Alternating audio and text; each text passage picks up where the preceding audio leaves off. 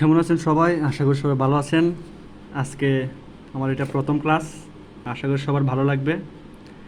আজকে আমি চলে আসলাম আপনাদের কাছে ত্রিগুণমিতি 9.1-এর অনুশীলনের অঙ্ক নিয়ে। অনুশীলনের অঙ্ক 6 থেকে আজকে আমরা শুরু করব।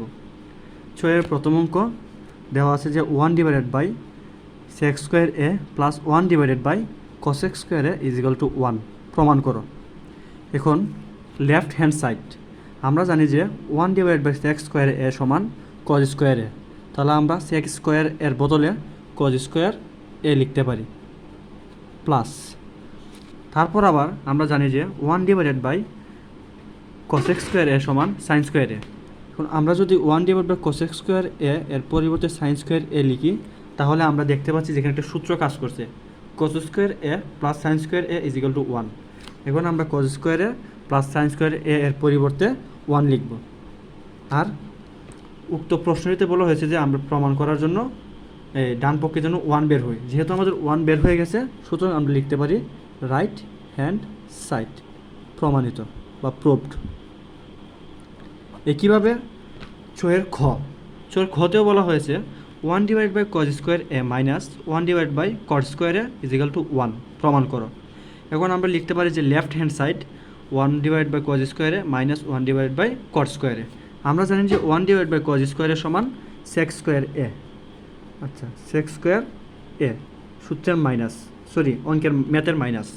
এখন আমরা আবার 1/cot² এর পরিবর্তে লিখতে পারি tan²।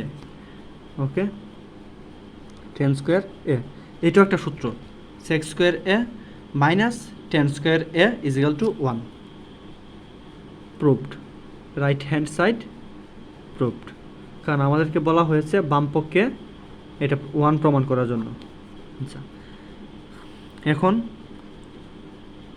ছয়ের ঘ নাম্বার ম্যাথে বলা হয়েছে 1/sin² মাইনাস 1/tan² = 1 প্রমাণ করার জন্য।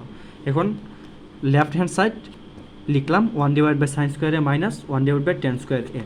আমরা জানি যে 1/sin² সমান cosec² ম্যাথের মাইনাস, আবার 1/tan² সমান cot²। তাই এখানে লিখলাম cot²। এখানেও একটা সূত্র কাজ করতেছে, cosec² মাইনাস cot² = 1। তাই আমরা লিখতে পারি 1 প্রুভড, কারণ এখানে আমাদেরকে 1 বের করার কথা বলছে।